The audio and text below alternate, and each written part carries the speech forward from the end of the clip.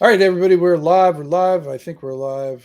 I think we've been talking, so we were live. Or undead with a very good animation spell upon us. And I believe we got, who do we got in there? We got Mark. And he's like, "What's up, guys?" Hey, Mark. Yep, we got Mark in the house. I was watching Mark's videos the other day. Really? Where are those? I think Mark followed me over the weekend and I made a think, comment. Real nice. I'm Find so bad with names. Mark. I Tell can't us in the remember them yet. comments, Mark. Is it just if we find look for Mark's genre mixer? Oh, Will we find you? Find it? oh, I think we have Invisible Vance coming.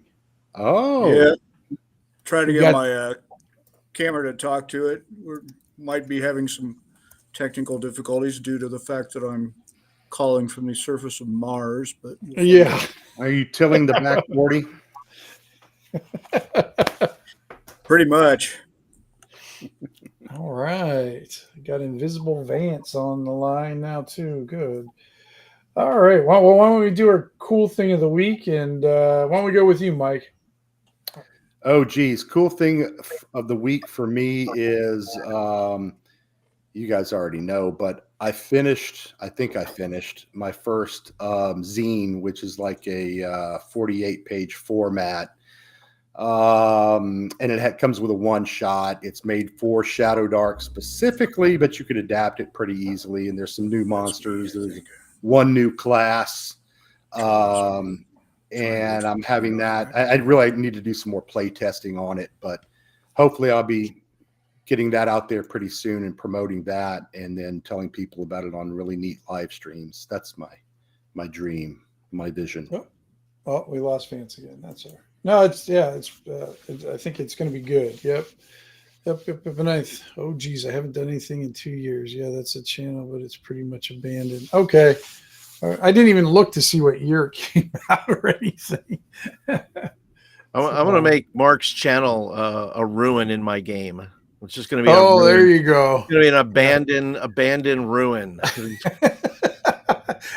That's right. Have to go through his videos and put like little artifacts that are. That's right. You're going to see these projections of just these old, and I'll tell the players these are 2 years old. These are 2-year-old projections from 2 years ago. You know, I still watch all the old Dan Norton stuff, Bandits Keep, and I know he's talking about. He likes BX and mostly plays BX. I'll still, he talks about broad topics and it's still applicable to almost any kind of setting, particularly OSR. Yeah. So I love his stuff. Yeah, he's really good. He's a super nice guy too. Yeah, nice it's fun to follow and watch. So Mark, do you write stuff? Just out of curiosity, real quick, do you write stuff, or are you forever DM? Any of those kind of things? I assume you are. I think most of the people that probably watch this on Mondays are probably DMs more than players, but I could be wrong. And I'm sure you do both. Yeah, a lot of. I'll hang up. People our age, that's why I called it the filter down effect, because you know how they always say they 5e has a DM problem. 5e has a DM problem. OSR definitely doesn't have that problem because we're pretty much all DMs. Yeah. Oh, we had Vance. There he is. Hey. Oh, with video. I don't know if seeing you was necessary, but that's all right. Anyway. Sorry, Vance. He worked really hard to get to that point. What about you, Flint? I know. Disembodied voice. What's that? Oh, I just asked Flint what his cool thing for the. Oh, my cool thing is let's see here. He's grabbing the camera. You got pants on, right? More storage. All right. Oh, look at the label. Dice Adventure. What is it? In a bag? Yep. What's random treasures? Edible panties. Edible. Lots of three things of minis. Oh, you didn't want that on camera? That's his tickle mark. They're labeled miscellaneous. Great. Now you're going to have to do a feltothraxis like Eric. Oh no, hand puppet. Listen, I can't drink that much. I can't drink that much. Oh God, that was. Well, I'm not prepared for this particular live stream. I guess I am prepared, but I was going to say it looks like I wasn't going to open that. That was for another. Yeah. I've been drunk that drunk one time in my entire life and vowed I would never do that again. Well, we all do that, but we all lie and break it next week. Oh no, not me. This was bad enough. It was like almost death, like Jeez, like Paul. alcohol poisoning for 3 days. Yeah, that's not good. That was Good grief, Paul. that was Wow. 14 years old in high school between freshman and sophomore years for me. A friend and I destroyed a fifth of tequila and a Yeah. fifth of Jack Daniels in the same night. Yeah. Parents were out of town at his house. We were watching the house, right? It was like Yeah. sounds like a bad Leave It to Watching, Beaver yeah. episode. Watching They're all the the house. same. Yeah. Yeah. Yeah, well, mine turned into almost a weekend at Bernie's. Yeah. Oh god, Um, somebody died. Because I had friends dragging me around. I'm in the backseat of my own car, singing Springsteen songs and throwing up. And there's something about 150 proof pure grain alcohol and Gatorade that'll just Yeah. It doesn't hit you subtly. It's like No, drinking, you're no, fine, no, you're fine, you're fine. Then all of a sudden, No. paralyzation sets in. No. We say, what is it? Every 7 years, every cell in our body replaces. So you probably have Oh, lost. it those took damaged twice that much cells time to by replace now. the cells in my body. You're I on assure new. Well, you. you probably You're on new killed them cells. all. Yeah. Yeah. God. You know who I really enjoy is on Friday nights late is the guy, Paul. I think you turned me on to Lord. I know it's Matt, but Lord Mateus. I say. Yes. Some people say Mhm. Lord. I say Lord Mattias. Mateus, whatever. But they drink a little on their show, and geez, they start at 8 o'clock. I hate to sound like Buddy. an old fogey, but that's late, and then they're drinking. And I was there for that. I don't know if you were there when I said because we eventually reached the phase of the I love you man phase. yeah, that's not good for I you. love you, man. It's They like- Yeah, reached the I love yeah. you man phase, and I went, okay, there we are. Now we've Yeah. reached that point. I can't remember if night. it's fist fights, then I love you, man, or if I love you, man, then Yeah. fist fights. Yeah, It's sometimes confusing to me. Yeah. Yeah, a little bit, but it was it was something to watch. Like that was the second. I don't know. Is that like a YouTube trend? Is it like drunk tubing? Is that what we're gonna call it now? We're gonna There's been a D&D couple- drunk tubing. Yeah. Second watch. Hey, Chubby. He's saying second watch. Yeah. And yeah, Mark is a forever DM, as we kind of figured Oh, that's probably the case. But yeah, I don't need to Yeah. turn. I Always don't know about forget you. how to I don't do want it. to turn this into a drunkathon on So Monday night. no, thank you. But yes, mine is storage. I just needed more storage, and that's just eventually you just have things laying on the floor. You have just like pick that stuff up, Paul. It's just I know it's dangerous put it though away. because it's like if I get a new bookshelf, it's just sort of like Well, now I gotta feel it. yeah, I got oh I had but, no like- problem filling this. yeah. Yeah, it's like flat space. Yeah, any flat space is gonna get covered. Yeah. What about you, Vance? Cool thing of the week. Well, I mean, the coolest thing is it's just where I'm at right now. It's like I'm in Panhandle, Nebraska at my old family farm. I'm sitting in a 1890s stone farmhouse. In a 1970s chair, I can tell by the pattern. Actually, no, this one's a little newer. Yeah, It's that's a newer. glider that my dad or my grandpa picked up. Yeah. So Really? it's less than Yeah. 20 years old. Yeah. Yeah. But okay. I have now appropriated it because I'm now the old man here. There we go. So I've been sorting stuff. We've been throwing away stuff. I've found so many quilts that between my grandmother, my other grandmother, and my greats, whoever, there's like a closet and a dresser and everything full of quilts right now. And then we drove up. We spent the weekend touristing, so we drove up to an old historical area with place called Fort Robinson, which is a state park that used to be an old cavalry, outpost or yeah. center that has a lot of history with respect to the Indian Wars, the Black Hills, the various ways we screwed over the Indians, and then some as in a training center all the way up into the Second World War. And then we drove to Toadstool Park, which is a geologic area. And then we drove through the Sand Hills yesterday, which are these huge stabilized dune fields that are now primarily ranch land, and drove through a wildlife refuge and looked at a lot of birds. Looked at a So lot of birds. Oh, no, that sounds really cool. By the way, what is a doom field? dune Dune. Oh, I Yes. said Doom. I said Yes, He's still channeling his. I am. When I hear the word Doom, I'm like, did you say Doom? There's gameable stuff that I've been picking up as I'm driving around through here between Well, the history and of course the geography and the geology and things like that.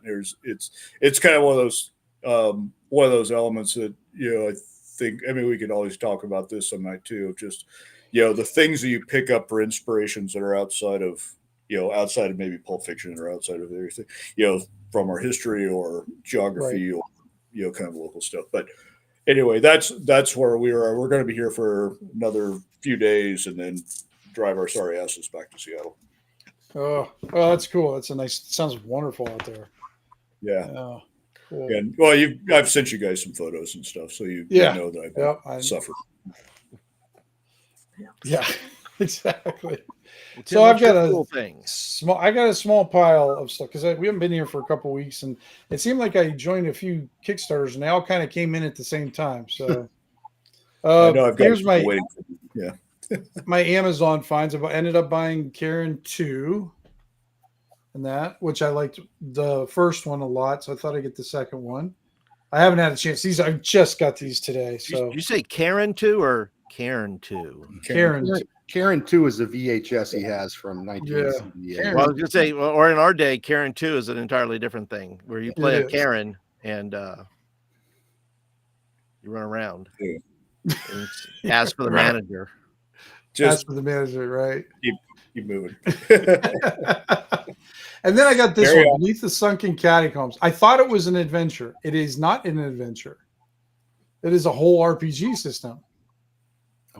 I did not know. I did not read the description very well. I swore. Well, maybe I put in Google searches. I was putting in like RPG adventures at not Google, on Amazon. And sometimes I go to Amazon and I'll just buy a few $10 books that are gaming books just to take a look at them and everything. And I thought I put in adventures. Well, I should never trust the search. This one's very cool, guys. This one's called In the Ruins. So it's a solo game. Matt Jackson, you'll love it. But you can do it with a group too. So what it is you build up the castle, you ruin the castle, and then you conquer the castle. So basically, you create ruins out of this book. Says In Ruins is a tabletop role-playing and dungeon building game. It will tell the story of the castle as it is built, fall into ruins, and then it's taken over by rival factions competing to control the resulting dungeon. So it's pretty. It looks. I haven't had a chance to play it. It came with stickers, but I already put those on my computer. It came on with like little. I guess these are stickers too. Got those on your lunchbox? I got them on my laptop. Man, my laptop's covered with ones. But I mean, it's a standard solo game where you use like a deck of cards, a coin, and some things. But it looked like a lot of fun. And then I joined this other. This one's a Shadow Dark one where it had Jeffrey Jones did it. Jeff, he's like a Kickstarter master right now.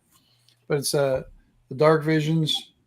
So what Dark Visions is, it is again, I thought these were going to be more adventures type of things, but it's not. This one is mainly, it's got more character classes, and we'll be talking about some of those. And then it's got a bunch of cults in here, which I thought was kind of interesting. It's got a long list of cults, and then it does have a few adventures and in the cult. So it is a Shadow Dark cult book. So it's really interesting. And then it did come with this adventure, The Tower of Six, which I haven't had a chance to read either, but they did a really nice job, layout, maps, everything in here, and did a good job. And then it came with a little pamphlet that has I guess this was probably a stretch goal, and they just added another Knights of Saint, I don't know if I try to pronounce this, it's going to sound like some sexual thing. Terra Guinness, I don't know. But Well, it's on there. There you I go. think that's a parasitic disease, actually. But yeah, Is it? Okay. Yeah. I probably.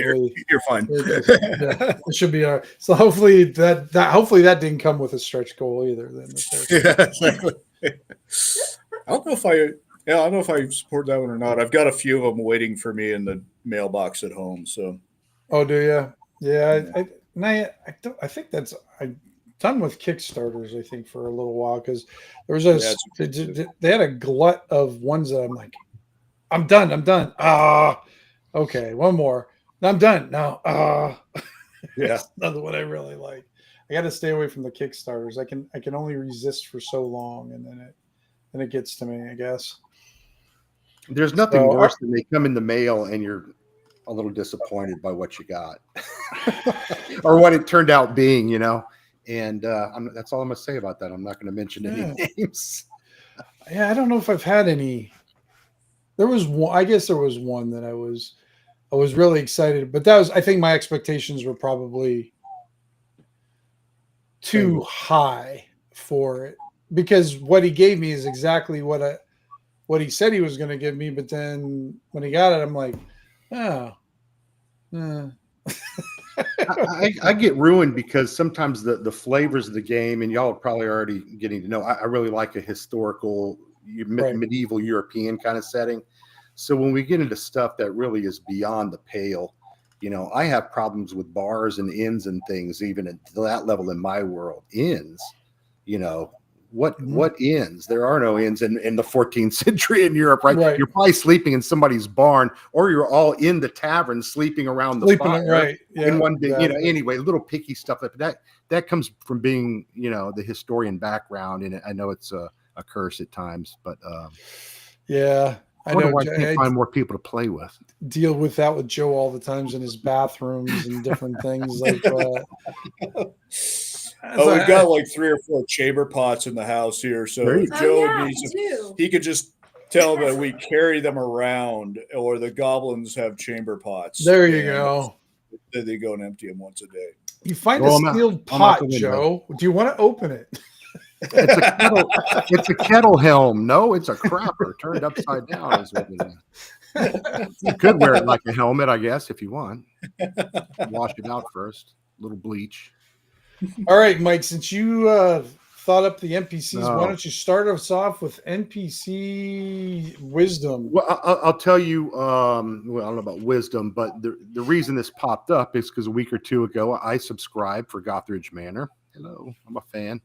And I got an NPC in my email, in my inbox, and it was for a character called Bidwell. And I didn't even realize Tim was doing this. Maybe I hadn't signed up earlier, but so I find out later he's got all these NPCs, and his are really fleshed out, really cool, usable in a lot of different ways. So I thought, well, why don't we talk about NPCs and how we use them in our games?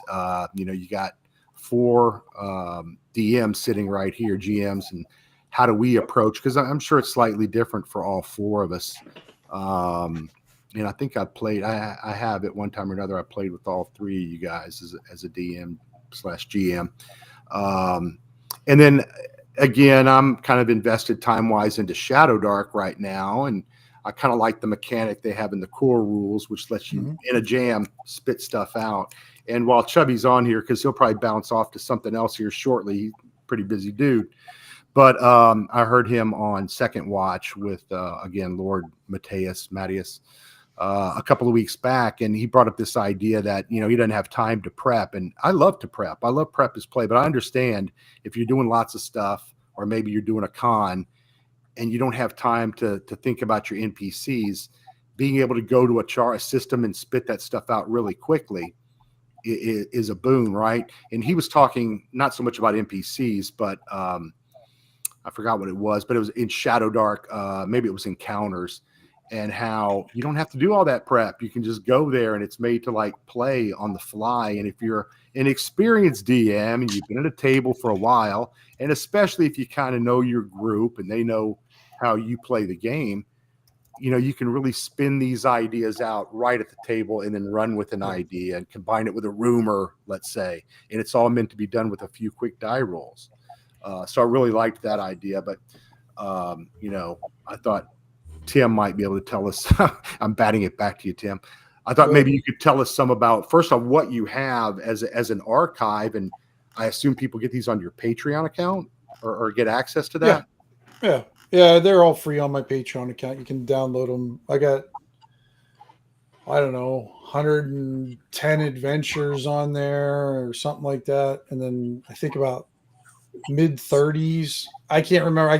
Or mid 40. I can't remember how many NPCs I have. I screwed up the number on the last one.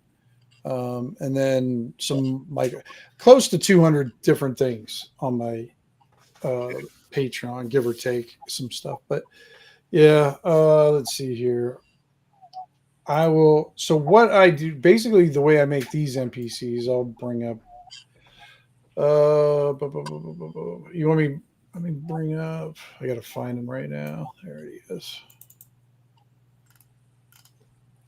So what channels these NPCs is basically the artwork. There's a few artists that I use for my NPCs, and I want these ones to all be color. I love black and white art, but for the NPC cards, I want them full color and just kind of to stick out a little bit. And I'm just going to pick one of my early ones here. We'll do this guy. Newcastle. Newcastle. We have a Newcastle about an hour south of us, but it's not in England. It's in Pennsylvania. Yeah, I was asking David where that oldest pub was, and he said it's in Newcastle. So. That's cool. Yeah, I'd love to go over there. David, how far is Newcastle from Durham? Not far, right? I don't think. And are you a Premier League guy? Oops. He'll answer here in a sec. Let me get this. Share this.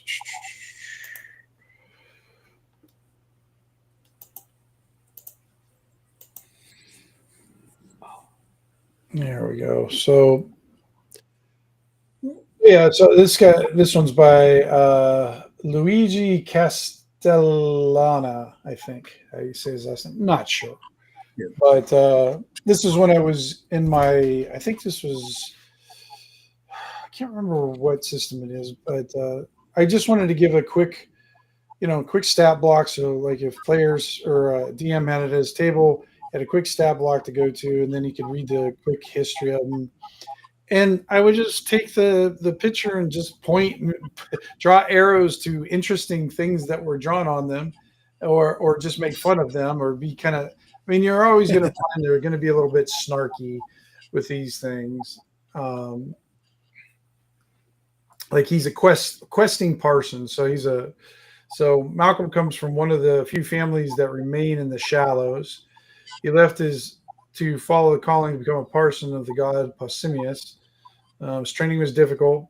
Patience did not come natural. Shallows ingrained in him to strike first. His mentor, Parson Roberts, taught him to slow down, to think, to solve problems with thoughtful consideration. 2 years passed. The path of temperance did not suit. I don't even know how to spell or say my own name. Malcolm, I think or Malcolm. No. And then, so I try to give details of the character, a little bit of background, and then with the some of the items that they may have, I try to add a little bit of their back story concerning the items, and I try to make the items a little bit they're beyond not a +1, and if you guys see, I don't know if you can read that's Grabthar's hammer. I don't know. That was a little Advance knows where that's one from. Then that's from what was that movie? Oh God, no, Galaxy Quest. Galaxy Quest, yeah, by Grabthar's hammer. He kept on saying. So that's where I stole that hammer from. But I give a little history of how he found it and what it does.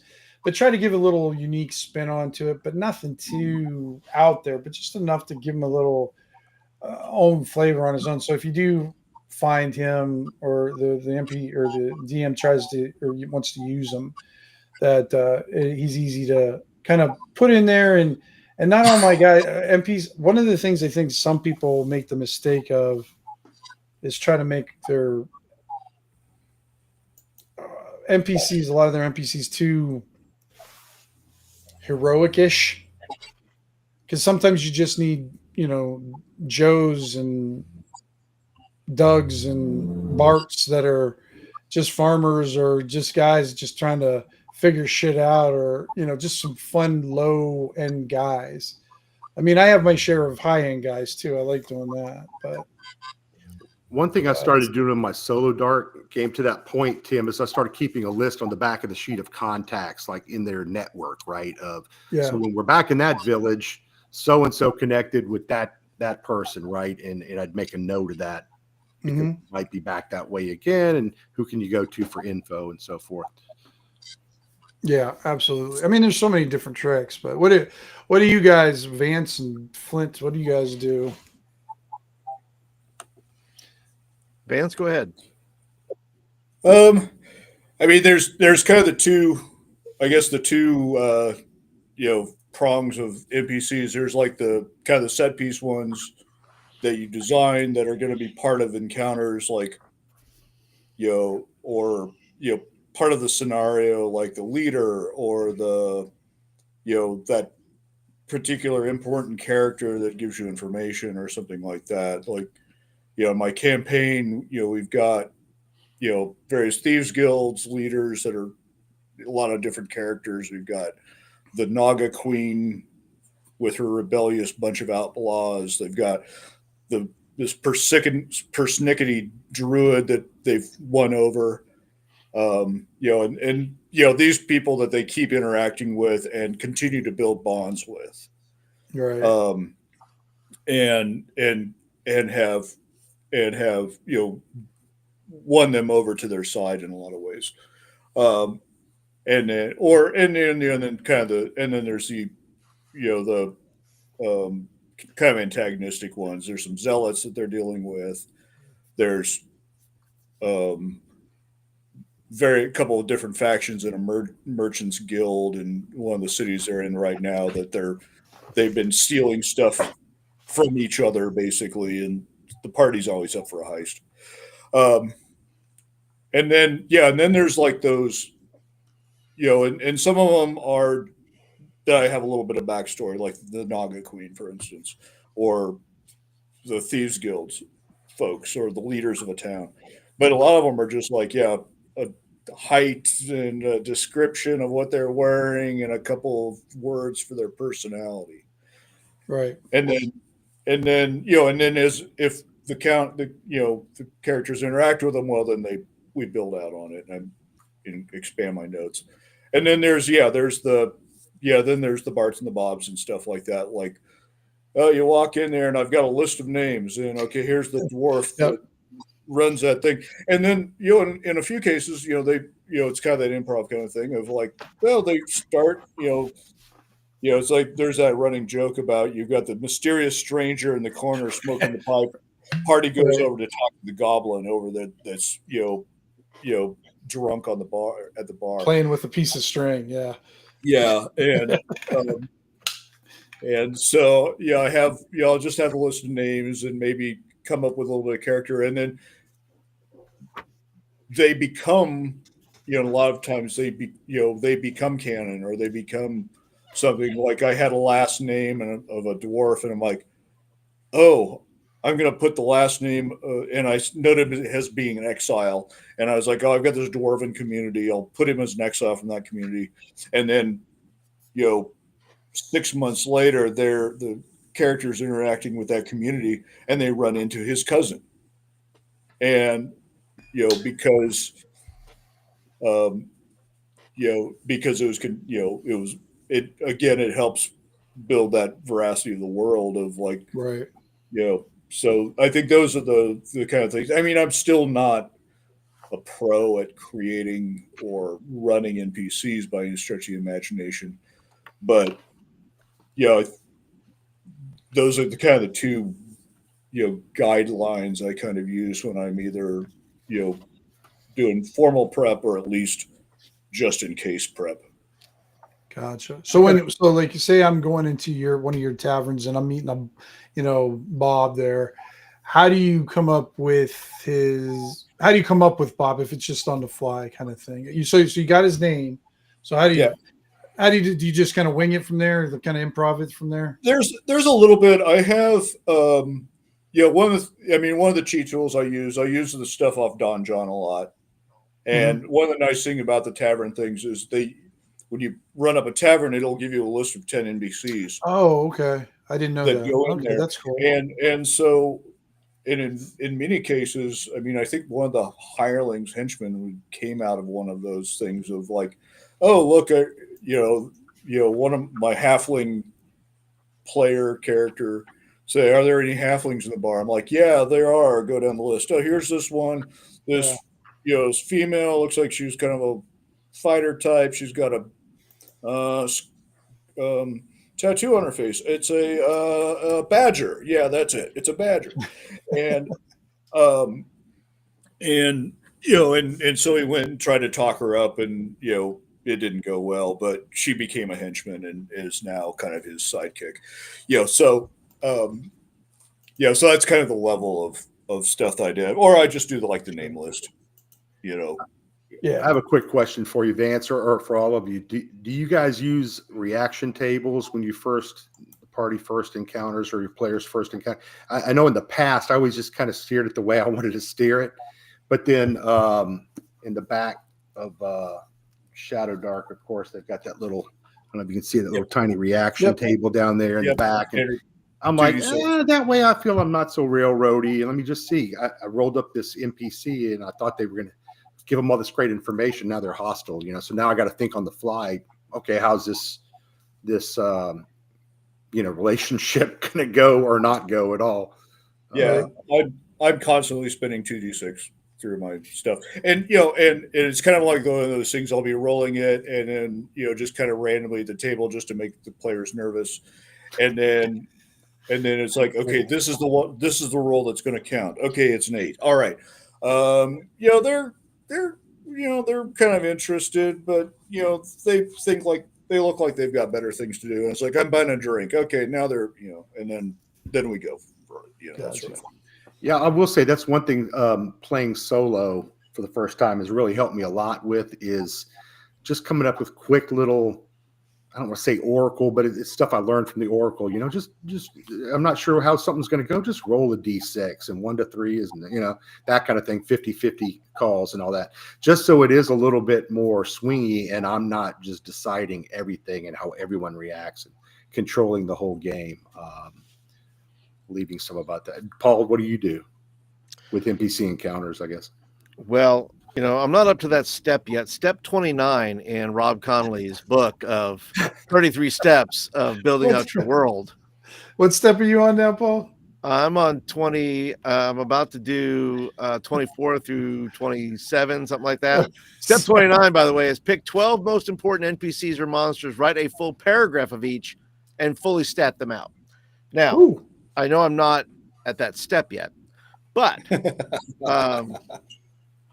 I don't think I've ever fleshed out a NPC in regards to, because NPCs are there to drive the story forward in some way when you bring them out, and however the players act to them or react to them guides wherever they take the story to.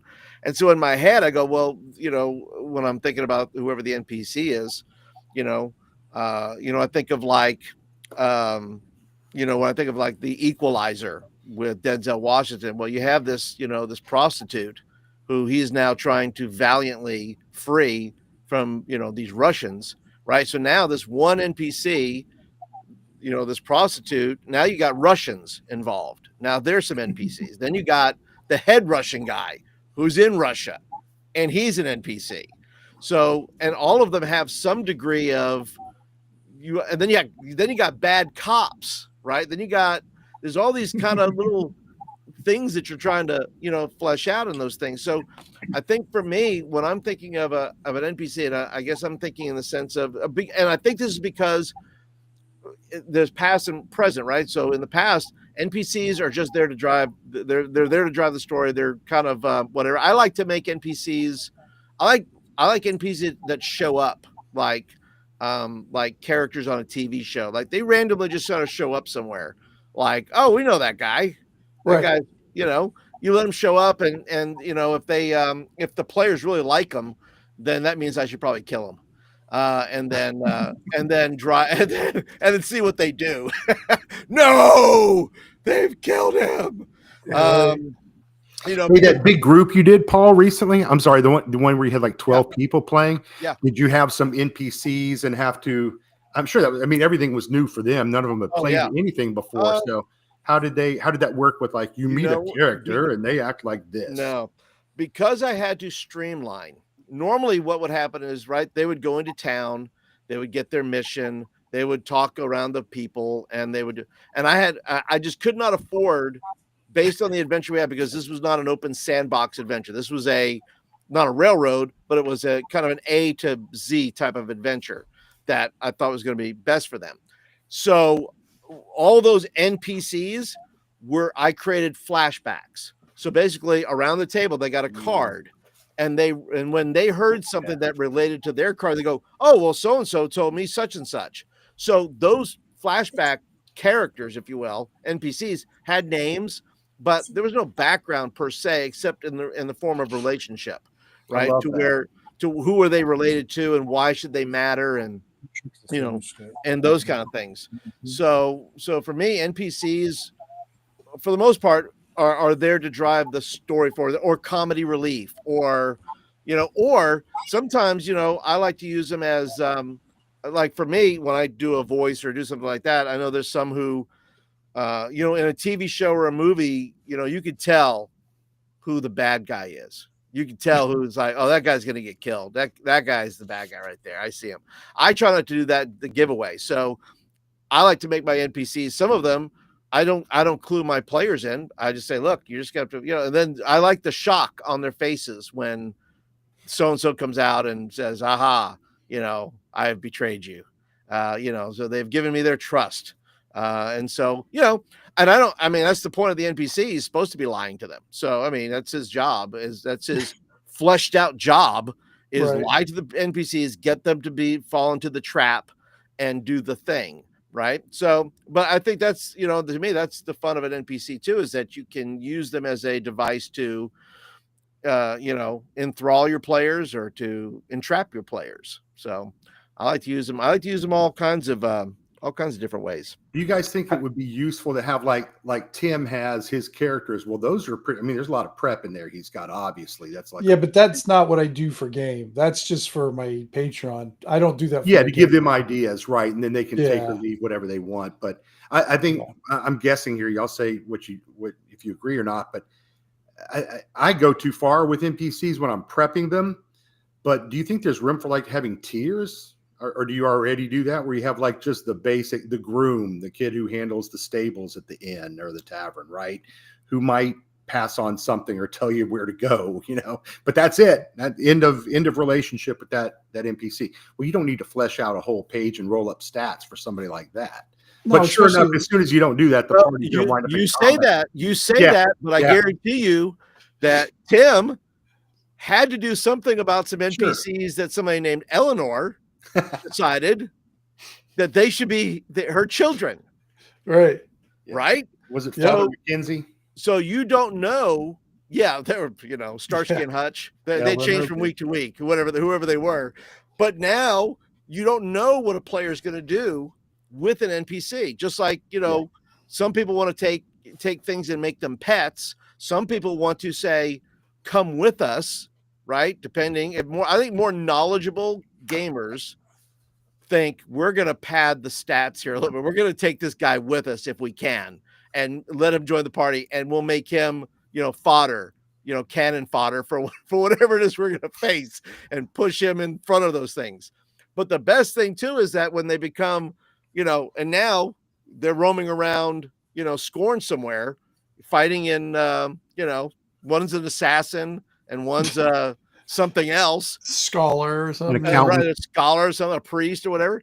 And so to me, those are fun. That if a player wants to do, like, I don't know how they're going to react to an NPC. If they decide that this NPC is fun or those things, then yeah, I want to keep them around. I want to keep some of that. But if the players don't care, and it depends who you're playing with, then if they're somewhat disposable, I still may keep them around because I might like them and I might bring them up, for something. So. Yeah, Austin on the chat is making the case for, hey, 10-word description, name it, keep it short, and you can fill in.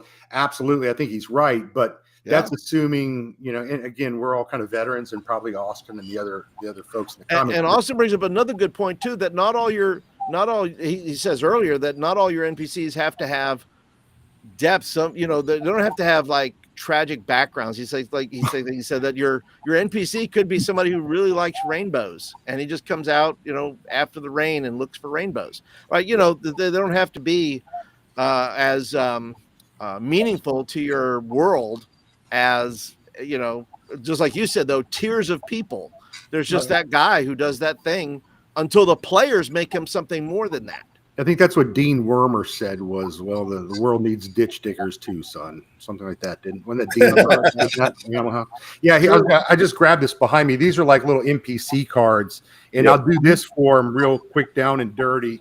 And I guess I lied. Some of them I do to the 6 abilities on there, and I rolled them up. But you never know what direction they're going to go in. But I like the idea of having both, because if I'm doing like a campaign or something, I'm probably going to do the lord of that town, right? I might have the chancellor or his magician, or people I think are going to be driving things that they have a good chance of encountering, or anyone who might logically be a villain or a foe that they might fight with. I'm probably going to flesh that out more. Yeah. And Tim, I was going to ask you, Tim, did you have to do a lot more of that, like in your world building of Scorn, or of I want to say Hogshead, but that's not Hogshead, but Houndshead, right? So you have these, players that these NPCs that your girl is going to see. That when did you create them beforehand that you knew that was going to be, or did you respond to an NPC or to a player's thing that they're going to go and they're going to go visit the bar and they're going to go see and so, and then you had to create an NPC to then engage that player? In Houndshead, most of the stuff was our kind of NPCs were already considered, and because it's such a contained, kind of contained thing. There was only a finite number of NPCs. It's small, so I could manage the NPCs that were going to come through, and I could kind of plan the course. When you guys got in Scorn, no fucking clue. No chance of what was going to happen there, because which directions. All you really need was shopkeepers anyway. So, yeah, well, that's the thing, because when you're doing a city adventure compared to because once you turn to city convention, you can stat out all the NPCs you want. You're never going to have enough, and you're not going to remember all of them, and they're always going to go to NPCs that you don't have statted. It's just the way it's always going to be. Yeah, Tim has like 50. He's got a list of 50 shopkeepers just for Joe. Just for Joe when he goes shopping. But one of the tricks I do for that is if you guys start wandering around, maybe in an area or going to some place I wasn't really sure about, one of the things I do to help me develop an NPC on the go is I take 2 people I know and I combine them, and then I take qualities of this person and qualities, maybe the speech pattern of this person. Usually only 2 people, combine them together, or I'll take an actor. Sometimes I'll role an actor played. Like, this is the guy, Vincent Price from the Raven, or this is and that way I can have a decent personality that I know have a little bit to grab onto and run with. But sometimes you just need, like you say, the ditch diggers, because with Joe is very an in-depth guy, and he wants to know. He quiz you about everything. Right. He'll want to know about the stable boy, and he'll want to know about that. And at that time, I start not, like Vance or you guys were talking about rolling reactions and stuff like that. Well, the DM at that time has failed his reaction roll with Joe, and just says, Joe, he's just a stable boy. He doesn't want to talk to you. He's shoveling He's shit. got a pretty mouth. He doesn't want to answer questions. Yeah.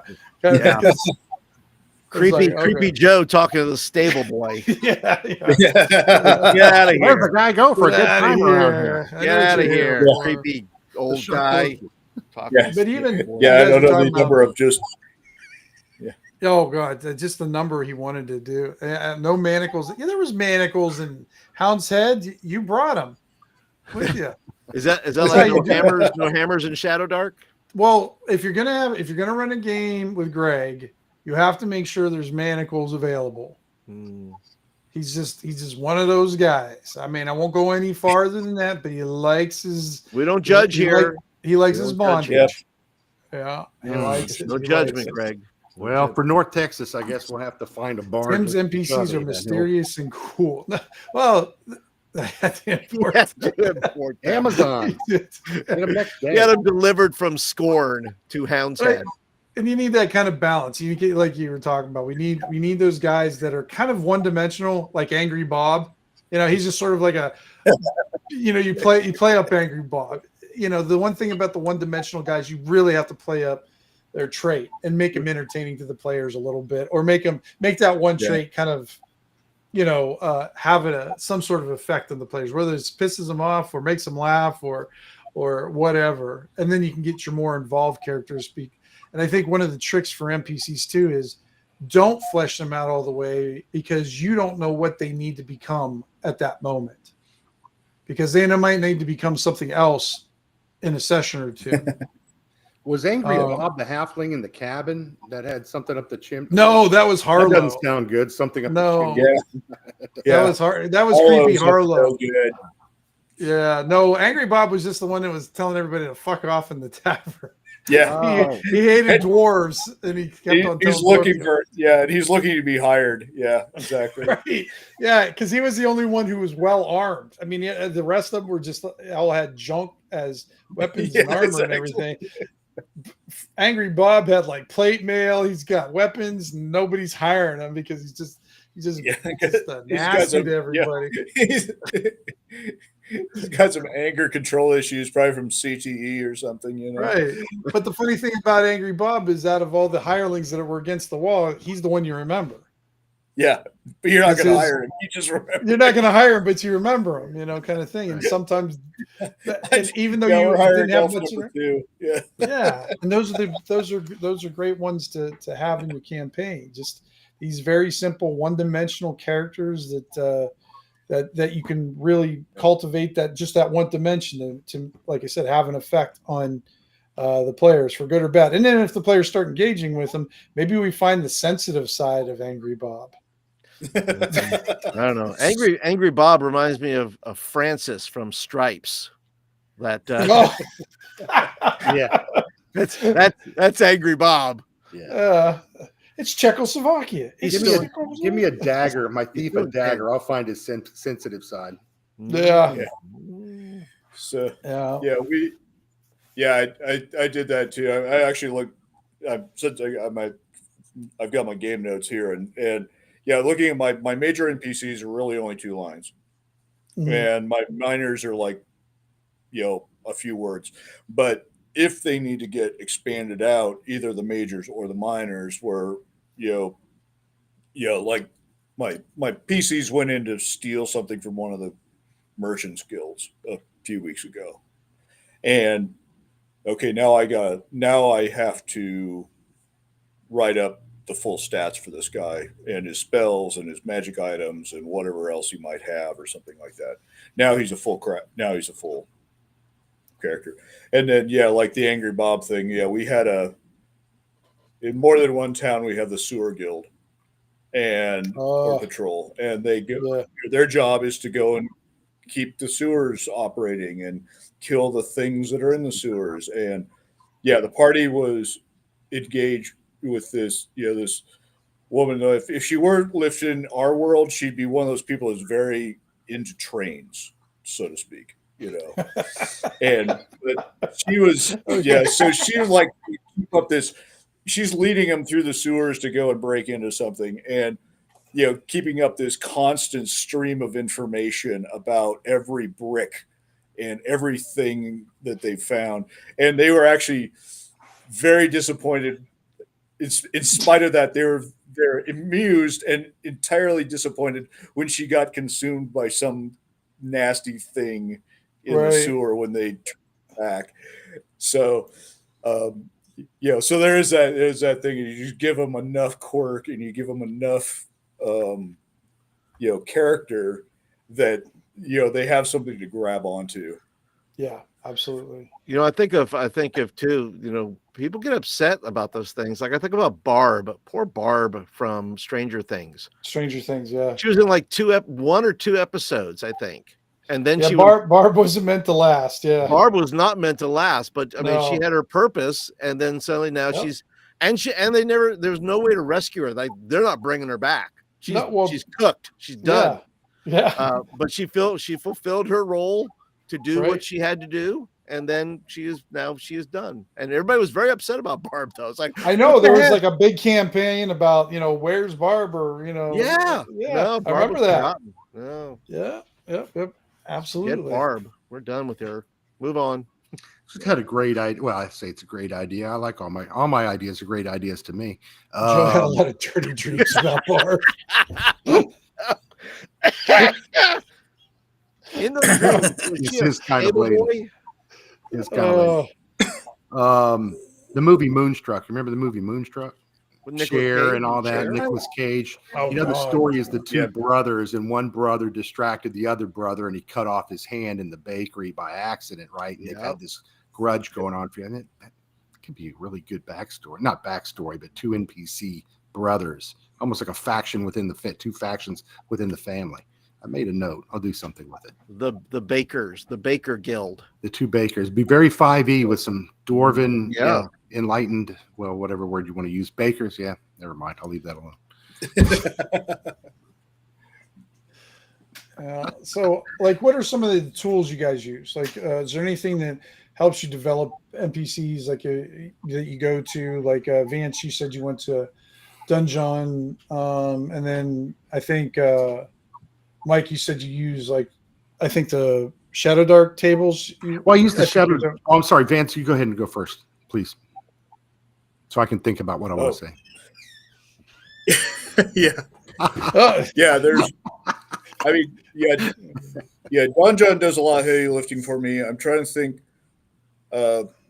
Chaotic Shiny has a little bit of stuff. Oh gosh, I forgot about that one. Yeah. There's.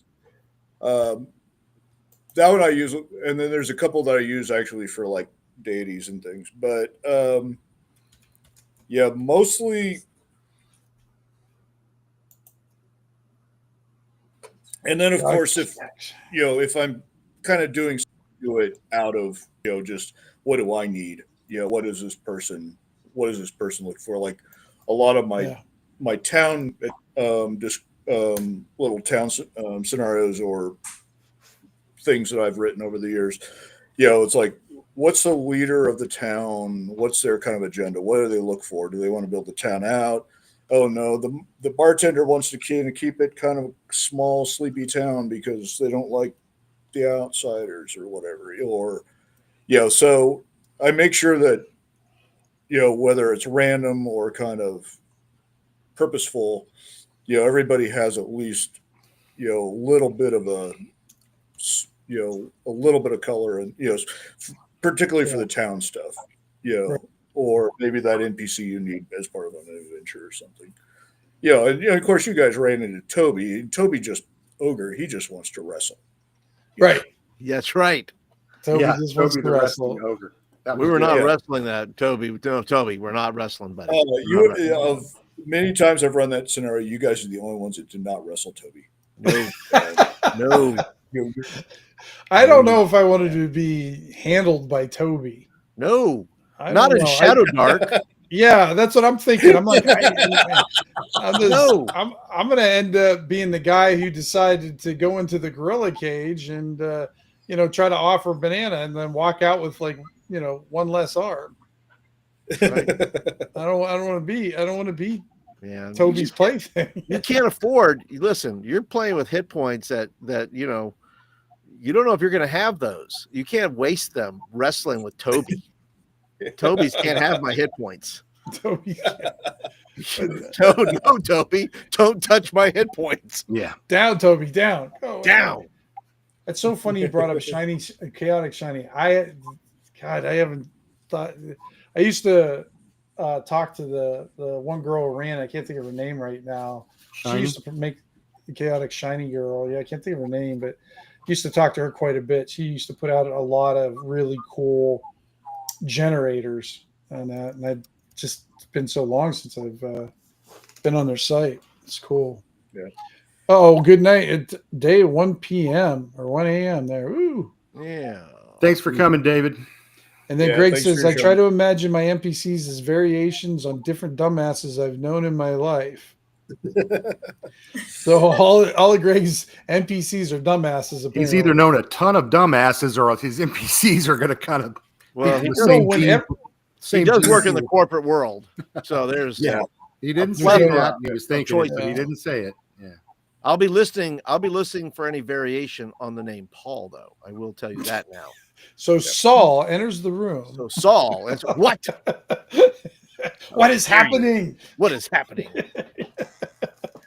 Hey. We know you know how Greg feels about you if you show up as an NPC. That's what you got to listen for. That's right. Paul, what was that urban game you had, detective game, a week or two ago you were doing on your channel? Oh, that was Chap? Urban Nights. Yeah, that's We ought to do that, but with the characters from What's Happening. You know, Dwayne and Rerun. You 100% could make them let Kind of them merge open, those two games together. Yeah, and they no, meet they John open a Shaft. detective agency. Yeah, they What open you're a talking detective agency, and you got Rerun. Rerun. Oh God, rerun. Yeah. Rerun gets it. Yeah, Rerun Wow. Rerun is down the street. He is So doing only anybody breakdancing. over 50 or 45 is going to know what we're talking about. He's down there Well, who do you breakdancing. think's listening, Tim? Yeah. Right, yeah, true. You think we're Yeah. drawing in the 16-year-olds? Well, Greg will say, well, I'm the youngest one here. Yeah, I'm sure. Yeah. Rerun gets caught in a drive-by shooting. A And fentanyl then the ring. other two have to solve the mystery of why Rerun was taken out, and they have to track down the drug dealers. That's how that would work out. I get But back Urban to- Nights looks like a lot of fun, though. Yeah, we ought to try that one night. That does look like a lot of fun. Something kind of off the beaten path would be a lot of fun. Going back to the NPCs, I always get hung up on what their jobs and their backgrounds are like, and what do they really do in this town? What do they do in this city? So I'll look at stuff like Canterbury Tales, and I'll come up with summoners and pardoners, and Sure. different characters from literature there, or which I think it's just being into history, because the people at the table stare at me and kind of like, what the hell are you talking about? What's a summoner, or whatever. But I know. I love. I like the realism of what they really do, what their job is. What the hell's a gong farmer? Well, I'll tell you. Right. Somebody's got to collect all that urine for the tanner so it can turn to ammonia, so they can make leather. Because I love Piss taking Boy. Yeah, piss boy. This boy. I used to make my one. I have these. I think Paul encountered one of them in my last. The Sin Eater. Were you the one who? Yeah. Oh, yeah. Yeah, we're the Sin Eaters in our The one with 8 arms. That should Well, have no, 6 arms. No, he was Eight the one that was arm? all gross and had pustules all over him. Oh yeah. consumed helped exorcise the evil from Oh, Columbo. That's Yeah. That's right. I couldn't remember who. And I remember when Ken first met one of the Sin Eaters in my game, he just said he was paying him not to touch him. He's like, if I give you money, will you not touch me anymore?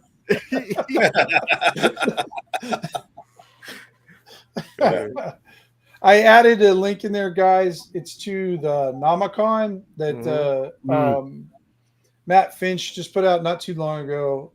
It's definitely worth getting. It has, I think, I don't know how many different because Matt breaks them down into different, I guess, cultures and ages and different things like that. So if you want, Peruvian names, the naming thing, like Franks or Anglo-Saxons or Frisians or Danes. So that way you can flavor your game. Like Greg in the audience there, he likes to do French stuff that you can't pronounce. And so if you want can't. unpronounceable names, well, for me, I can only Yeah. speak. Greg, Yeah. if you're still there, I shared this beforehand with Tim, but some of the stuff I look at, not so much for NPCs, but for ideas for my games, is on the history side, or Jean Froissart's Chronicles of the 14th Century, which covers the first half of the 100 Years' War, and Jean Joinville, who was a knight that traveled with Louis the Ninth. I think that's Louis the Pious in the Seventh Crusade. Anyway, lots of great stuff in there. Lots of good French names too. Yeah. Chubby, maybe we need to work on a French thing together, and we'll just convert it and translate it, and we'll sell it just in France with Mary Mushman or something. I don't think that last word's French, Chubby. Yeah. It's la biatch. Parlez-vous français, biatch. Qu'est-ce que c'est? Yeah, that reminds me. Another tool I use heavily. Speaking of the naming, is the fantasy name generators.com site, Mm-hmm. and that's a nice thing because you can actually, you can do I know which one that one is. the weird fantasy names, or it's got what he calls the real names, where you can pull names from different countries and ethnicities and things like that. Yeah, and that's the one I tend to lean on. But yeah, again, I'll run up a bunch of cool names, ones that I think are cool and will fit characters or NPCs or whatever, and I fill them out, and then I'm trying to use them at the table. I'm like, I don't really know how to pronounce this weird Eastern European name. This really cool looking Romanian name that With just a Cyrillic words accent. rolling up your NPC names. Make sure you can pronounce them at the table, and maybe the guys that take notes can actually, write down at least a phonetic name. I mean, Angry Bob could have been Angry Robert, Robert. Malheureux Robert. Yeah, give it to your players and say, how would you say that? Okay, good. Right. That's his name. That's his name. Well, that's how I use a lot of. I lean into a lot of Hungarian and Serbian when I need something a little bit different. But what did you call it? Anglo-Saxonize them. So they're a little bit like the Comor Forest. Comor in Hungarian, or their version that I got it from, just means dark. I mean, but I just took that word and just kind of made it so I could pronounce it and did it that. Because I mean, I don't know if you've ever seen Hungarian words, but yeah, it makes French really look like 101. Yeah. I don't know how they talk. With a dwarf named Goulash. Goulash. What? Oh, Ivy's yelling at me. What? Are you offended that I'm making fun of Hungarian, or just that they put too many consonants in a row? She laughed at that, so she understands. Budapest. Oh, I thought she was concerned that you were doing cultural appropriation. Jacques Lemoyne. Well, maybe that. She was. Lemoyne. Oh, that's right. Didn't you play Moister? Yes. Moistner. Was that his background job, or? Well, I don't remember. What the hell? I remember the character, unfortunately, but I can't remember. Was that in Rob's campaign, Craig, when you were playing Lee Moisten? Because he loves saying the name. His special trait was the ability to lick stamps and envelopes. What is the character we're trying to call the legend Brittany Deers. Oh gosh, Brittany Deers. Marvis. Vance laughed so hard he killed his camera. Yeah, I was gonna say Vance chuckled so hard he chuckled so hard his camera went off. Yeah. He's breaking Starlink over Nebraska. You know something too, talking about naming NPCs, is that I used to listen to the Glass Cannon podcast, which was they were running first edition Pathfinder at the time. And he'd always introduce like an NPC, and then he'd say, and played by, and he'd do this thing where he would like use some famous name, just that made me think of it, where played by Charles Grodin, right? So he had in his mind, when he would introduce the NPC, that he'd like attach this name to give it some kind of, obviously the people that you're playing with understand then the context of who Charles Grodin is or whatever, Right. whatever you're using.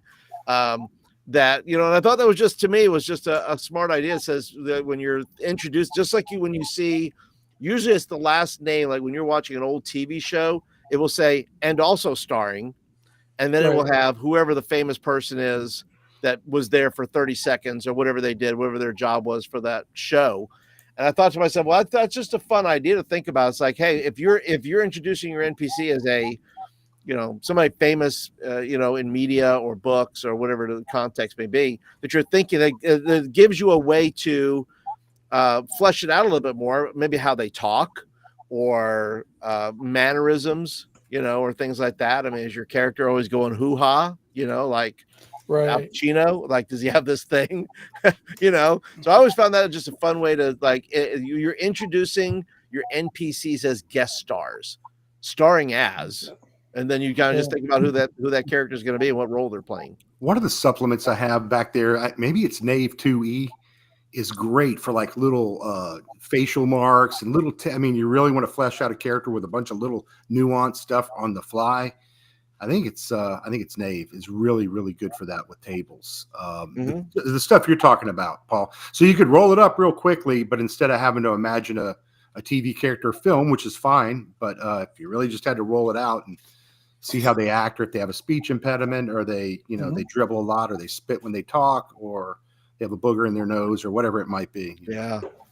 That sounds like a lot of work for me. I mean, the table, you roll the die. That's all there is to it. I know, but even that, I'm like, you know, pull out the Nave 2E. Look, my stuff happens like El Natural sometimes. Like, wait a minute, like that means you're in the buff. We don't want to know about that. Well, that's one of my NPCs. He just runs around naked all the time. It's all demonetized. Yeah. So sometimes it's just a matter of like, I'll just think of something and it'll become a thing, you know, as part of the deal. So to me, it's just whatever comes to my head. I don't ever, anything cool that my NPC does, I never wrote down in the first place. Yeah. It happened just because he was interacting and then he did something and then he did it.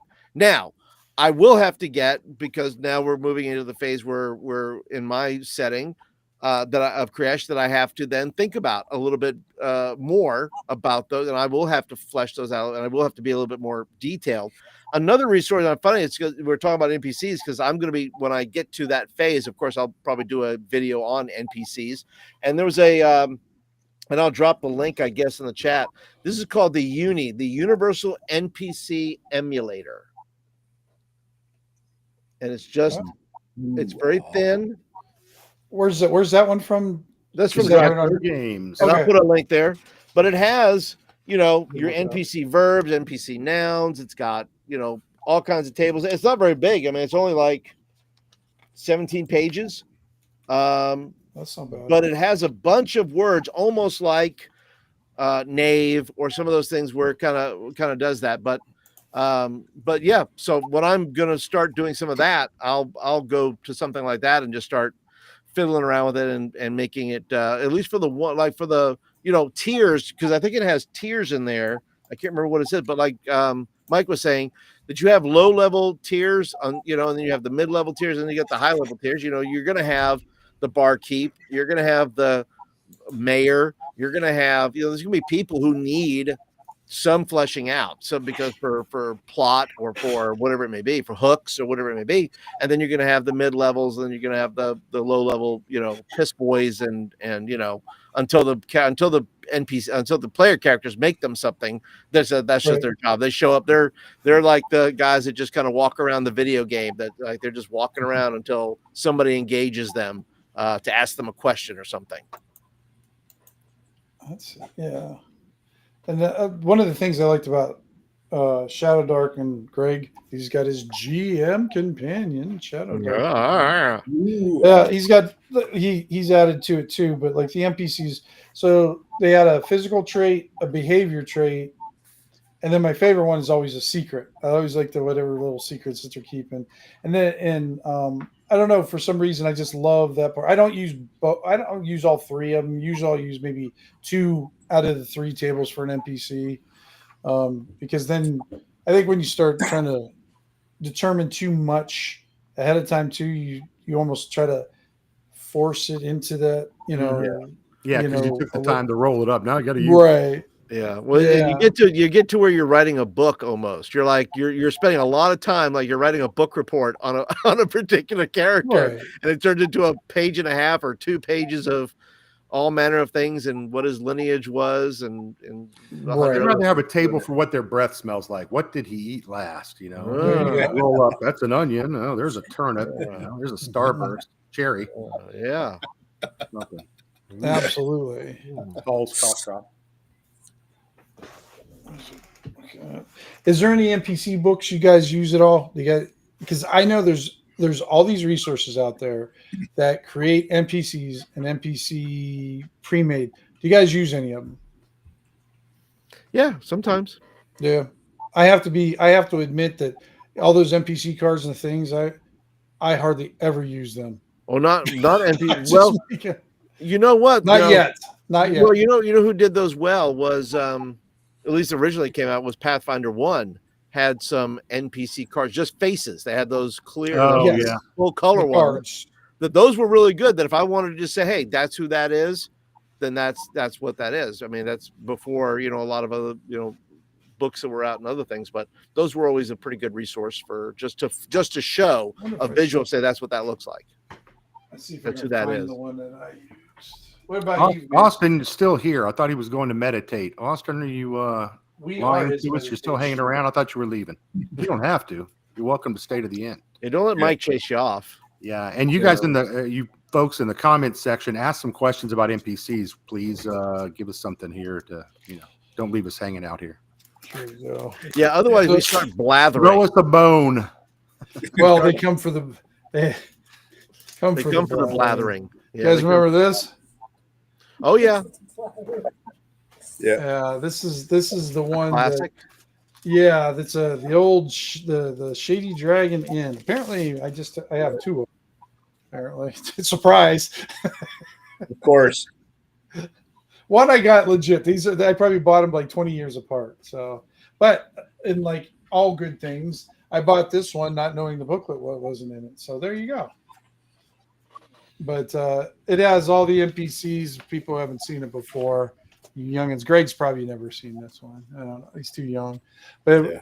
you take this picture, basically, and then they number them all, and then they have little snippets. I think this is the only thing as a kid that I used like as an NPC collection. I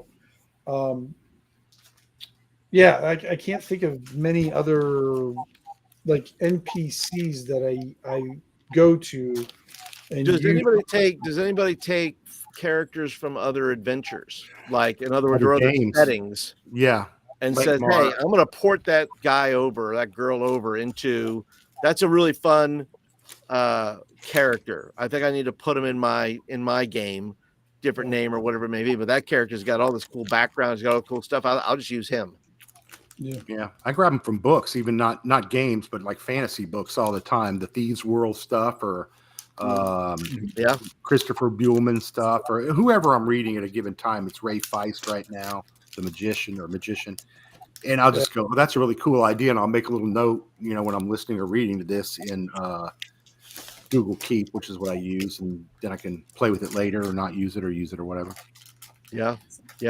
I mean, anywhere I can get some sort of inspiration, which is easy with Solo Dark because I only have to impress myself. But there you go. I would ask Tim. I'm an Tim, easy audience, Yeah. Tim, who's on the level of like when you would play in Forgotten Realms, or you would play in some of the, one of these high end Magic deals? You always wanted to run into I say this: if you knew the setting, if you were knowledgeable of the setting, I think there were people who always wanted to run into Elminster, or they wanted to run into whomever was the whatever. Who are the Elminsters? Who are the people For of me? who is your setting that if we were to run into them, like, oh, these are major players. I don't even know if we've met them, but these are like major players in our city that have like, been around for a while. How would you know from are you talking about from me drawing them from other things? No, just who they are. Yeah. Like like I said, I don't know if we've met them or not. I don't know if we've met the Elminster of Scorn or the. Gotcha. I don't know if we've met those guys yet. Yeah, and in my game, you may never know, Okay. depending on It's a the secret. situation. Well, yeah, because you guys have interact with one very significant player in the world, but you guys just don't know about it. I mean, and you do it on a regular break. Joe knows who it is because he has the other campaign based off of it to know who it is and why he is the way he is. Um, and he went through a year and a half of the campaign and never knew until near the end. He never knew anything about it. But that's like the other day. I don't know, with my campaign, what I do is I don't give stuff away that much. I mean, you guys got to kind of ask for it. I mean, or investigate it some. Like Joe was doing his thing the other day. It was a little funny because I was going to give him shit for it, but I decided not to. So he was talking about the economy in his games and coins and stuff, and he was bitching about how Hound's Head had a very high priced ales or something like that. Well, there was a reason why. He just never investigated why. So while he thought it was a flaw in the game, his just lazy ass just never thought of like why is it high? You know, there was maybe a reason behind that. He thought it was arbitrary. He just said, "Well, it's high because Tim wanted it to be high." Right, exactly. Yeah. So Joe, don't do shortcut thinking, man. Do a little investigation. He wanted to milk the players for their money, so they wouldn't have any money left. No, but in that case, there was actually, because I love doing these like small little minutia adventures where so what ended up happening is somebody kidnapped one of the ale women, and so the supply from ale just got dropped in half because she was one of the suppliers. So if you would have went and tried to investigate it, you would have found out it had nothing to do with the ale. It had just a lover's quarrel was going on and everything, just some random thing that happened, but it affected the economy of an entire little hamlet. Look at Chubby's comment. I said, Joe knows about as much about economics as me. I don't know where to go with that one. Yeah, no Milton Friedman. Chubby makes another good point there, though. He said earlier, says it's really important to remember this, that everyone in this stream here is a veteran GM. That he's also a veteran. Says what we can do a lot of things without a helpful book, but many new GMs can't. Yeah. So a lot of new GMs need a tool, and a lot of people who absolutely.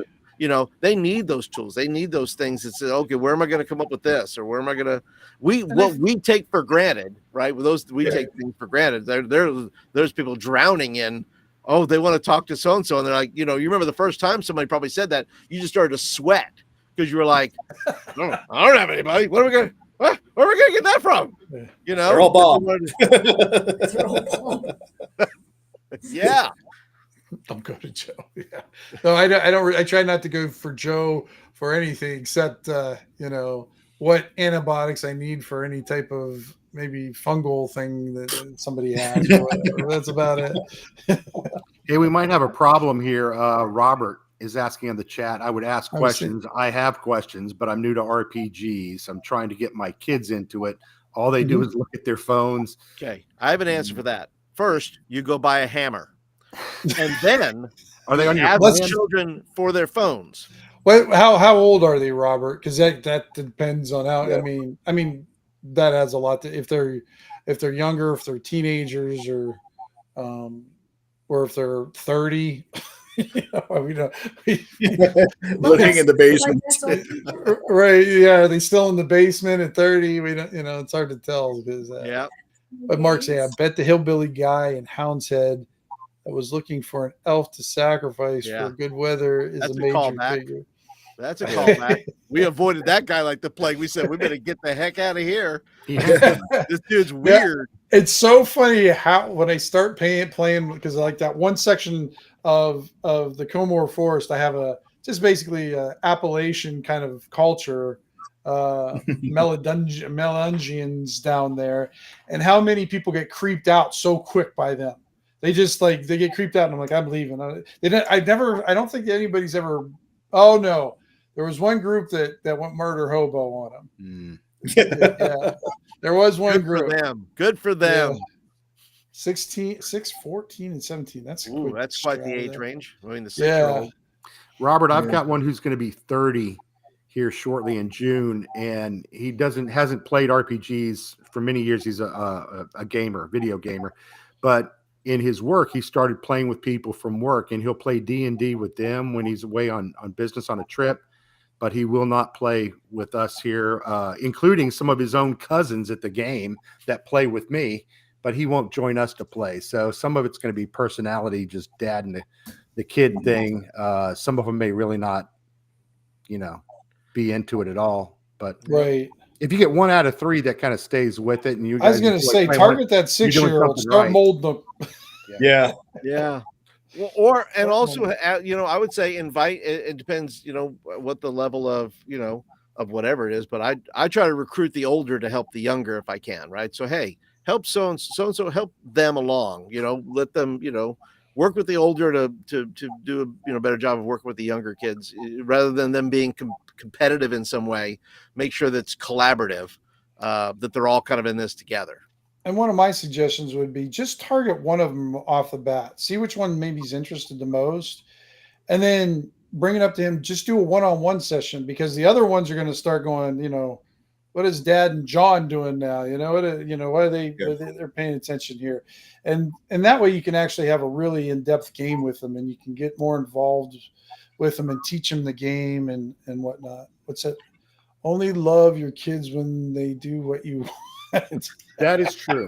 It works well. I'm gonna drop in the private chat here a video I did about running games for teens over on my channel. Yes, you did. And because I've played with I've run games for a number of teenagers, and everything is depending on who the teenagers and those things. Usually they're one shots. The One Ring that I've been running with, as of late, haven't played lately, but a couple of weeks ago when I played with them, they're just cool. They're just I think if you're whether you're teaching them or whether you're trying to get them into it, and about the phones, I think that's upon the DM. You have to be engaging enough to make them look up. You have to be able to say, okay, a monster's coming to eat you. What would you like to do? Right. So a threat level 6 needs to come in there to where now they're like, oh, it's something's happening, and now if I look at my phone, my character is going to pass from this life. Maybe I should do something. So I don't quick want to starts judge are Robert. good for that. I don't want to judge Robert, but it is odd his 6-year-old already has a phone. Oh, everybody's 6-year-old has a phone. I'm actually kidding. He's normal, a pager, maybe a pager at 6. So Paul, you're going to be proud of me. I'm going to plug something. So Robert, I have this thing called Starter Adventures, and I created this one a long time ago. I had what I made it for is I had a session with my wife who never played games before, and after she was done, I wanted to make a book about just one. What's that? Nothing. Oh. Adventures just for beginners, and they're just one-on-one or duet games, I guess they're called nowadays. Duet games. I don't know. That's still a weird term. That's kind of cool. For all different classes. So it has the 4 major classes. There's 4 adventures for each class in there. So you can just sit down and play one of these really quick adventures, and it teaches them about the game, and not just the math rocks, but also the maybe the philosophy about it beyond just the combat, the value of gaining like NPCs, the value of considering the situation and making judgments on things. And I think it does a pretty good job with it, and it's just to help someone to get involved in the game. And then I flesh out a character or a tavern, and then a full-fledged adventure at the end.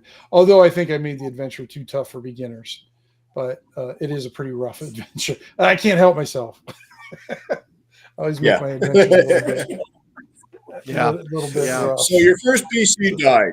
So now, wasn't that fun? yeah. Well, the starter adventures aren't deadly. They're not. They're really not deadly. Those 4 ones that are pretty casual. Some of them don't even include any combat.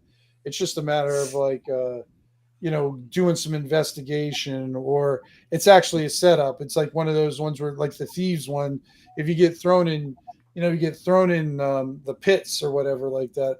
Part of the test is, do you squeal?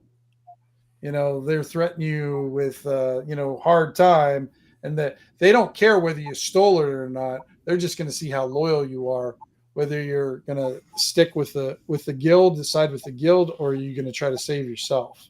And they set up the situation because of that. So, so there's just different things like So that. hopefully that's helpful, Robert.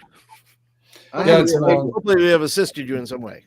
I was going to say, I haven't played with young kids much, but my niece and her husband are early 30s, and their younger ones will come along when we play. And they were playing a game with their dad for a while. And it seems like maybe young kids, Paul, you can attest this better than I can, but it seems they're immediately drawn to the combat and the violence part, and I can get a sword and I can do this. I chopped his head off.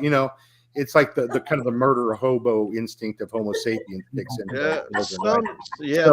Some are. Maybe, and Paul, again, jump in. Maybe there's a way to, yes, this is part of the game, but how would you maybe highlight, the inquisitiveness or the exploration part or the discovery or the puzzle aspects of the game for them? I am shocked by, and this is as kids as young as 11 or 12 that I've played with, that are how much they want to negotiate rather than fight. They would rather negotiate and make a deal. Now, younger kids, if you're talking about 6 through 8, if you want to go that's to me. I mean, but even them, I mean, they're, I don't usually have games for kids that young, but the ones that I have seen played tend to be, they want to just make friends. Like, I want that pet animal, kill them, and they always want to tame stuff, don't they? Oh, 100%. Yeah. They want to tame it. They're playing Yu-Gi-Oh! Basically. They're playing Pokemon. That's right. They're like, I get to collect animals. I noticed that. Yeah. So they'll do a lot of those things. Now, there are some, like I said, but you are right in this. There are some who do focus on combat, and you can, if you can design games that require them, right, to negotiate. That there is no other choice but to, like, if you're beating an unbeatable foe, and the monster or whoever gives you a choice that you have to make, it's either you're going to do this or you're going to do that. You're not going to beat me, right? It's you're going to have to do that. So you have to put them in situations where negotiation is part of the combat somehow, right? That's the biggest favor you can do to a young for a young person who's maybe learning and may wind up playing for decades like we did, is maybe show them consequences early of doing the dumb thing and trying to fight everything, and let them, they've got to find out, they've got to learn that there may be other ways to do this than trying to kill everything you meet. That's not really the game. It's about being smarter than that. It's about surviving, and getting and progressing and so forth. Mm-hmm. Absolutely.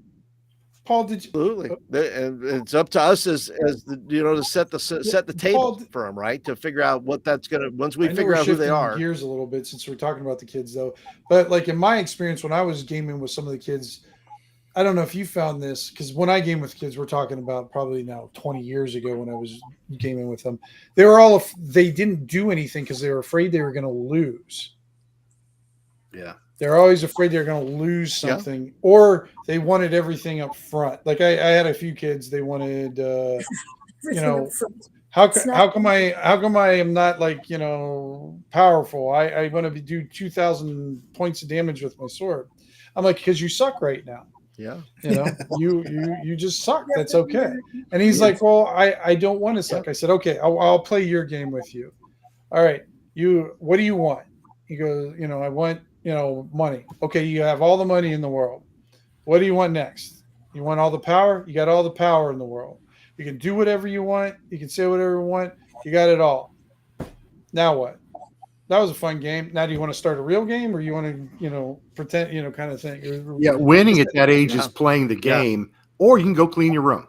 Right, or you can go rake the backyard. Either one, or you could play the game right now.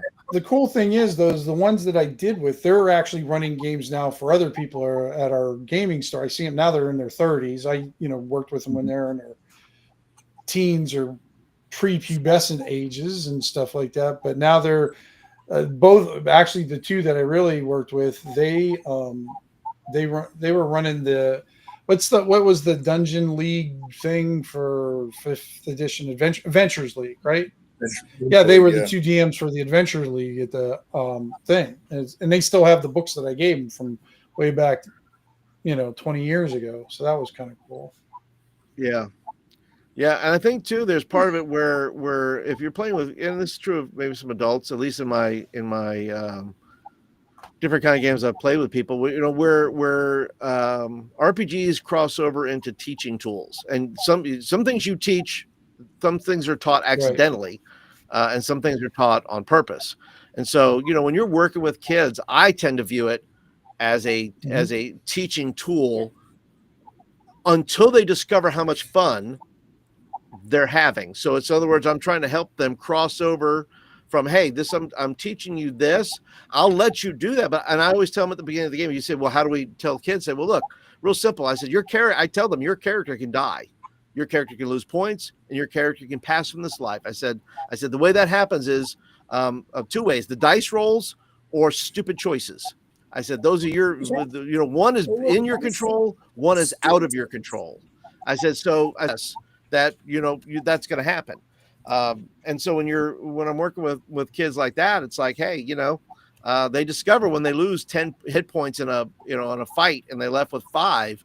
When you start emphasizing their character's points going down, that they're almost to 0, then they start going, well, depending on who it is. I mean, some kids don't care, but some kids are like, oh, I've lost a lot of points. Oh, okay.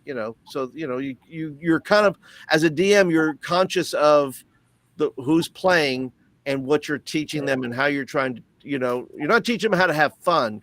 You're teaching them that within the game realm, that this is an aspect of the game, and to maximize the game that you want to enjoy the game. I think as to its maximum is to kind of say, okay, I'm gonna put myself in this position. I'm gonna act as my character, and I'm going to not act like I'm Superman all the time, and that becomes at least a tool to help them understand the boundaries of the game. Because listen, if you want to die, look, if you want to be like maybe it should be like what is that movie that came out?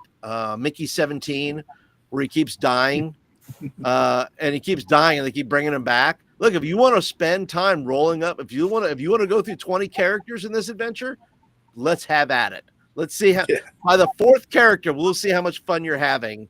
How many did you have in my campaign there, Paul? 2. 2 or 3? 3. 3. True. 3. Okay.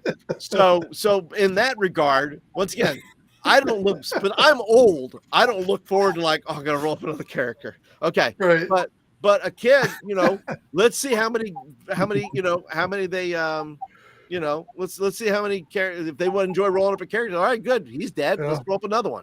Then roll up another one. It's like, oh, would you how? And maybe that'd be a great study, right?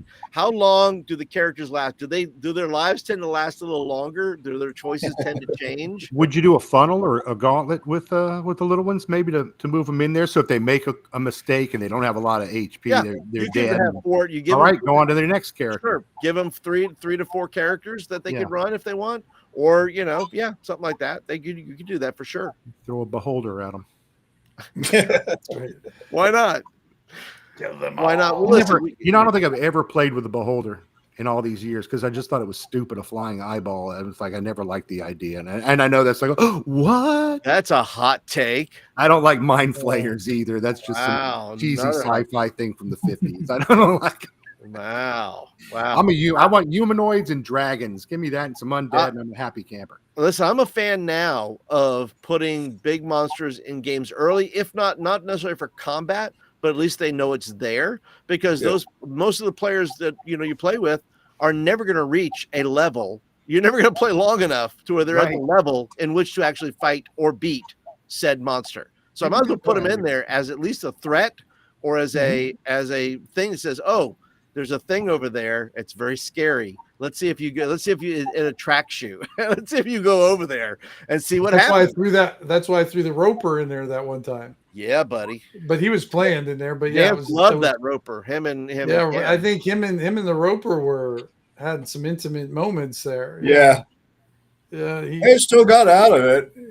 You got out of everything somehow. Yeah. Oh, no, somehow. I mean, you were on the ground more than standing a few times, but you still got up. I mean, yeah, that's just how blogger rolled, though. Yeah, now you're hunting Asmodeus's head to take his throne. Exactly. Hey, we're doing some urban redevelopment. Yeah, we're doing urban renewal. We're gentrifying as hell. We're gonna make this a better hell than before. Yeah, absolutely. That's funny.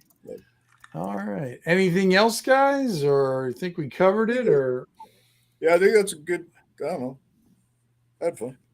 Yeah. Let's see what we got. I encountered my ex-wife when I was 17. Notice he used the word encountered. Why? Yes. I know. Oh, was it a random encounter or was it a planned encounter? There we go. Well, I felt like the DM could have at least waited until I was 30 to be able to handle that kind of evil. Yeah. It was a succubus. Wait, did you marry a beholder? Is that what happened? Yeah. Or a mind flayer? A lot of bad reaction. I don't think you want to know what the name is that. I bet it's French. I bet it's French. La biatch. Was your wife French? And I'll bet you I'll understand what he says too. I will not need a translator. That's right. So, too fun. Oh, should I do a Joe? I had to do a Joe all night. Sure. Let me check, guys. Let me see. Oh, we got 73 people on X. We got 43 people on Y. We got 22 people in the Magic Mirror. Oh, we got 32 people on MySpace. 10 from MySpace. We got some MySpace in there. Yeah. And then, I think we got 13 from TikTok, but I had to kick them all out. It's hard to keep track of all. Somebody here from Ultra. So there's the Joe report for the night. And one from InfoSeek. Yeah. From was it called ICQ? Somebody from God, ICQ, yes. Yeah, we've got a few in there from ICQ that came over. And then ICQ. And what was the other weird one that is Skype even a thing anymore? Is that still around? Maybe no. Yeah, sure. Really. Yeah. Maybe some AOL Messenger. I got some of those. Yeah, that was the one I was thinking of. AOL Messenger. Yeah. That's fun. Yeah. That's so funny. All right. Well, thank you everybody for joining us tonight. Yeah. That's right. Jim, can I work in a shameless plug? My channel. Yeah, sure. Any of you guys and gals who haven't found me, go find Erudite DM, please, and subscribe and like. And I'm sure somehow it'll pay off for you in the end. And I will be on his show tomorrow night. Yep, tomorrow night, be interviewing him. About Paul and I are going to fumble through our own restream experience with Lystra, or I am. So that's right. I have no control over your restream. I just want to point that out now. So whatever happens, it's his fault. She said, pawn her way. She just got to grab the side of the screen and pull herself. I've never seen people have that much fun in Nebraska. A lot of corn. Yeah, usually it involves a lot of drinking. My brother-in-law is from Lincoln. I need to go pull up the map now because I'm trying to think, where the hell is there a panhandle in Nebraska? The entire eastern third of the state, or western third. Kind of makes that little hitch, that little giddy up there on that one side, on the east side. Okay. Yeah, the giddy up on the east side is following the river. The west side is connected to all the boring square states. They call that a panhandle, really? Yeah. We're one of the 3 states with panhandles. Yeah, I'm from Louisiana. It's a boot. What can I tell you? Exactly. I might come troll that interview. If Oh, I have please the do. time. Yeah. All right. All Great. right. Yeah. Oh, Sounds and good. one thing for Chubby. Thanks, Chubby, for coming in. But before you leave, do you have any thoughts on NPCs and how you use them in Pendragon? We'd really like to hear that. Okay. Pendragon. So when we get that Pendragon game and all your spare time, Oh you're great man. in for us. Yeah. He's gonna Get give me on a that, big- Greg. He's gonna give me a big FU. Vance is in Nebraska. Vance is in yeah. Nebraska. Yeah. Vance is Well, in Nebraska. This is in Nebraska. Live from Nebraska. Yeah. Hell yeah. I thought Vance And was I'm going to go to Seattle. my favorite dive Yeah. bar No. and go Oh. kick some, redneck ass. No, I don't. There. Oh wow. Wow. Damn. I'm crazy. a friendly drunk. Okay. Yeah, we're He's a friendly redneck drunk. Yeah. yes, Yeah. yes. Yeah, my drawl definitely does pick up when I'm out here. Yeah, it Yeah. does. He's not angry Vance. He's friendly Vance. Is that where you're from originally, Vance, from Nebraska? Yeah. What's that? Yeah. Yeah, this is originally from Nebraska? yeah, this He's is my originally from I'm in Nebraska. basically in my hometown right now. Mm. Gotcha. Go Cornhuskers. Oh yeah. Big Red. At least the Big Red. women's volleyball team and maybe the wrestlers, but yeah, the Yep. football's Yeah. pale shade. Hey, it was good to tell the Longhorns FU and leave the Big 12. I understand as an Aggie, but Yeah. it hadn't worked out that great for us in the SEC. Yeah, it has. We've done some fun. And there we lost it. We're talking college football. Now we're talking sport ball, and everybody's like, "What is No, this no. they're talking about?" You're right. I shouldn't have gone there. Let's Is get it back to football bite? Pendragon. Yeah, All no, right. I'm just in Nebraska for a couple of weeks taking vacation. No, that's cool, Vance. I'm glad you. Yeah, that's good. Anyway, so yeah, back to the So we're going back to to the our- liberal left coast We're later. going, yeah, so we're gonna go. That's right. Fly over to Starbucks. Yep. Exactly. All right, guys, we're heading out. We actually have flyover brewing here. Oh, brewing. There you go. Yeah, But, the name of the join local us next brewery is week. Flyover. Flyover. Yeah. We'll have some joint. Make sure you go to Erudite DM's new channel. He's got one video out right now. It's kind of your intro One video. and a couple of shorts and Couple of things shorts. like this help because a lot of people are like, he's not such a jerk. And then he's not a going to have jerk. Paul. Not a big jerk, so I'll follow him and subscribe. And Paul and I'll have fun Paul's tomorrow night. subscribe. Yeah, they'll have a lot of fun. Make sure you do that. I'll try to make sure I'm there to heckle from the peanut gallery a little bit. And so join us next week. I'm not sure what we're going to do or where Vance will be, but so have a good night, everybody. Thank All you, right. Ken. Do well. Thanks, guys.